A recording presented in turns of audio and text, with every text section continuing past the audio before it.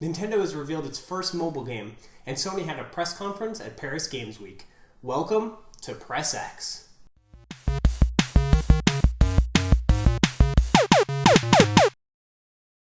So we have a lot of news to cover. We're going to start with the Nintendo tidbits that we got last night, and then we're going to move on to the Sony side, in which we have a laundry list of different news and announcements and things to go over. So on Nintendo mobile side, we know their first ever mobile game. It's Miitomo. It's a me avatar using social game.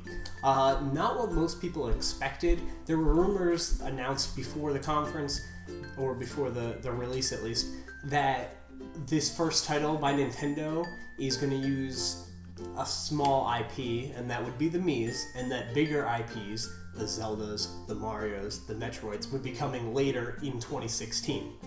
They also announced with this mobile announcement that they are delaying the game until 2016. Originally it was supposed to come out later this year, but they have pushed it back. Following that, Nintendo stock did drop, but that was most likely due to the delay and not due to the game announcement.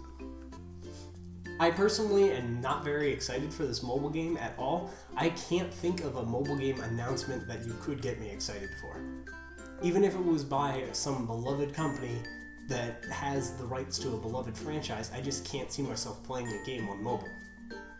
Nintendo also announced that they're going to have a new program that's going to be cross-platform, which is similar to that of PlayStation Plus or Xbox Live, except this one's going to be free. It's basically a replacement for their old Nintendo Rewards plan, where you would type in codes of games that you bought and you would get points to spend on game downloads, on different physical rewards and things like that. The difference this time is that now you get your points for entering in your code, but also for playing a game. They cite things such as discounts and digital items as rewards for doing this, and I think this is an interesting idea. Now, they haven't announced anything specific, but I would love if there was an ability to check how often you've played a game. Maybe Smash Brothers is a good example. And then, if you hit a certain threshold, your DLC that you buy for that game is cheaper. I think that would be an awesome way to keep people coming back to the games and playing them again, as well as rewarding them by giving them a little discount. Also in this program, it includes a universal friends list that can be accessed through mobile and through their new console, and it's going to actually mesh similar to a Vita and a PS4 and the PlayStation app. This is just long overdue. It's a obvious announcement, and it's something that they've needed, so I'm glad that it's finally coming. Moving on to the Sony side of things, Sony had its press conference for Paris Games Week. This was basically their Gamescom conference that they pushed and decided to have it this time because it was too close to E3. It was an interesting choice, and overall I would rate this conference a 6 out of 10. It wasn't anything amazing. Their E3 was incredible, so it really set the bar high. So obviously this was a full press conference, so I'm not going to go over every single point, but I'll talk about some of the ones that at least stick out in my mind. We have a returning character to Street Fighter V, and it's Dalsim. He has a new look. He looks a little bit older, definitely a different look than his previous incarnations, but I really like it. Anytime they want to switch up the look or something like that, I think it's fine, especially if you're going to do something like a fighting game where you have skins that you can just easily make the character look like the one everybody else loved. They also announced the release date for Street Fighter V, and it's pretty soon, February 16th. Then, in the middle of that announcement, they announced Tekken 7 in the same breath. Tekken 7 is coming to PS4 with exclusive PS4 content that owners of, or PlayStation fans will enjoy. I imagine that's similar to what they did with Tekken Tag on the Wii U, where they had Mario costumes and Samus costumes and things like that. They'll probably have some PlayStation exclusive goodies for fans of the franchise, since it is heavily a PlayStation franchise. They also announced that it's going to be compatible with PlayStation VR. Almost said Project Morpheus, still can't get that name out of my head. But they said that it would be compatible with PlayStation VR, and a lot of people were scratching their heads to why they would want to play a fighting game in VR. And I think it's kind of simple. It's a more personal experience, it's a more intimate experience, but it also can give you that feeling of playing alone in a movie theater. It gives you that distance from the screen, it just simulates it. And playing something in 3D does change your perspective of the game, how much you enjoy the game. Some people think it's worse, some people think it's better, but this is probably going to simulate that 3D experience really well, probably better than even 3D TVs and things like movie theater screens and such. So I'm interested to see how this looks in PlayStation VR when I inevitably get one. Housemarque, creators of things like Super Stardust and Resogun and Dead Nation and Alien Nation coming soon, revealed that they have another game in the works, and it's Matterfall. This trailer looked like a gritty reboot to Mega Man in some ways. There was a guy running around with his cannon arm blaster shooting things. The effects for his arm changing were very Resogun, which is actually very Mighty No. 9 when you compare the two together, which is kind of weird. But it was a CG trailer, so we don't know too much about the game or the gameplay.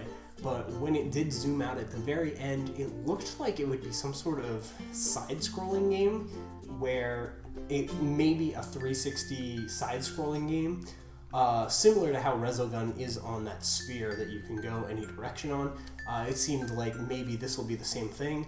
I could see it having different platforms that you could jump down and jump up, and so it's almost like a sphere that's spinning with different layers on it that you can hop between.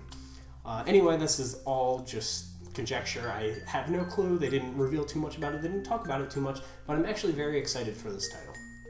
No Man's Sky got another trailer. The big thing about this trailer was, it had voiceover. It seemed like a more story-driven trailer. It seemed like a more serious trailer, something that a bigger budget game would have than the amount of people working on this particular game. But the biggest news out of this was the release window was announced. The game will be coming out in June. Well, we don't have a specific date, which is kind of unfortunate because that makes it feel like they're not confident in it, or at least in hitting that date. We'll just have to wait and see. I'm still fingers crossed that they announced that it is a PlayStation VR title, it is a launch title for it, and it comes with it bundled. And hopefully they announce that PlayStation VR is coming out that same month, and then sometime at PlayStation Experience they announced that it is VR compatible and that they're bundled together, yada yada yada. We'll just have to wait and see. Keeping with games that I care most about from this press conference, Gravity Rush 2 was shown, and it was finally announced that it is coming outside of Japan. Europe's going to get it, North America is going to get it, all that jazz. The interesting thing that they showed off with this one is they talked about how the environments are completely destructible, which you could tell from watching the first trailer for it, but they showed just the mayhem you can cause when doing certain attacks, and they announced how the fighting is going to work. Basically, you're going to have 3 gravity styles. You'll have your regular one from the first game. You'll have a new light style where you can zip all around, but you do less damage. And then they have a heavy style where you're way more grounded. Gravity is almost heavier, but your impact is stronger because of it. It'll be interesting. It reminds me a lot of something like Knights of the Old Republic, where you could switch your lightsaber, a single lightsaber on the fly, between a light quick one, a medium one, or a heavy one that does a lot of damage if you're actually able to hit. I'm really looking forward to this game. They also announced that you can fight with AI partners. Obviously they had Cat and Raven fighting together in the trailer, but this got me thinking and hoping that they do have some sort of co-op option for the game. It seems like the perfect game to have that for. It wouldn't be intrusive, and I just feel like it would be a perfect fit, and hopefully they're working that out. But they did specifically say in the trailer, AI-controlled ally, so maybe that was done to debunk any sort of rumors that may happen that the game was co-op. We'll just have to wait and see. Gravity Rush is supposed to hit in 2016. Also, if you're a big Gravity Rush fan, a little heads up, the digital version of Gravity Rush Remastered is coming to North America. We're only getting the digital copy. You can't pick it up in stores or anything like you could with Tearaway, which is really concerning for me.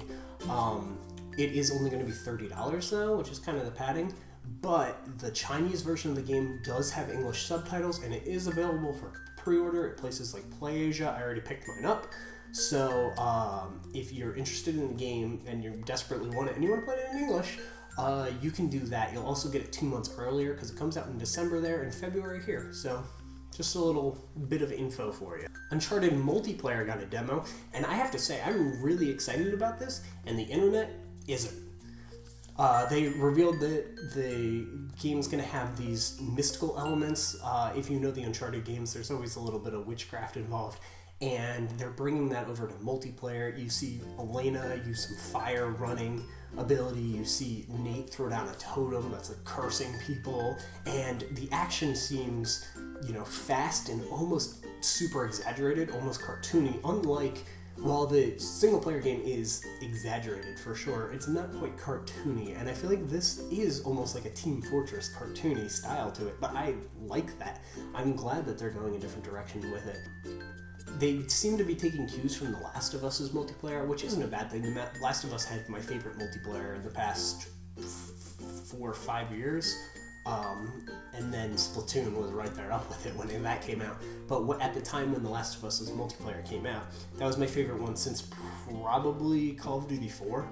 So I like that they're taking some inspiration from there. Things like revives. It looks like they have more of a class-based system. You can help out your partners more. Things like that. And the internet just went into a fury about how different it was than the cherished Uncharted 2 multiplayer that people seem to have loved so much, and that they're changing all these things. But we will get to play the beta in December as long as you bought the Uncharted Nathan Drake collection, so we'll get to see for ourselves. I'm not going to go ahead and say this is the greatest multiplayer ever. I have not touched it, but it looks promising to me personally, and I'm excited to check it out. In probably the weirdest demo on stage, Media Molecule came out and demoed Dreams. They showed this at E3 and no one knew what the heck it was. They said it's kind of a game, but it's not a game. It's sort of an experience, but it's kind of a movie. And they just brought us into the game, showed us how it works and what you're going to be doing-ish for, a few minutes, and kind of walk through some of it. And I have to say, I'm very interested and I'm very excited about this game, but I can easily see why people who just want to play a game would not be.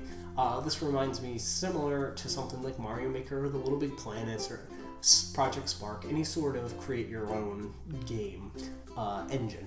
But basically what you do is you have a little imp character that you control, and you can zip him, he's like a cursor, and you can zip him into different objects to, for lack of a better term, possess it and take control over it. And you can set up puzzles in your world that you made by sculpting everything using the light bar on the controller and the 6-axis, and you can kind of sculpt whatever you want and make your world. And it seems like the objective of the world is to find a portal, and when you go through that portal you're brought to another dream. And I kind of like this idea because it does kind of feel like an experience where you can be in a dream, you do whatever it is that you need to do, and you walk through a portal and you're in a whole new world. And when you think about your dreams, that is kind of how it folds out. You're like, oh yeah, I was in, my house and I walked outside and then the candy princess, this doesn't make any sense. And you realize that afterwards. And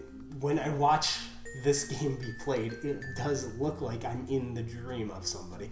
So I'm interested in it. I'm definitely more and more intrigued as they show more of it. Very excited to see what happens with this, but definitely not for everyone. And for the final bit of news today, also from the Sony conference, Detroit Become Human. So this was a tech demo that Quantic Dream did for the PlayStation 3. I believe it wasn't even the PlayStation 4. The PlayStation 4 was the Sorcerer tech demo. This was the Kara demo. Basically, you should really look it up and watch it. I don't even want to talk too much about it, so you should go watch it. But basically it starred a AI named Kara, and everybody really liked that short story that they made with her so much that they decided to make it into a game. And this was the trailer for the game.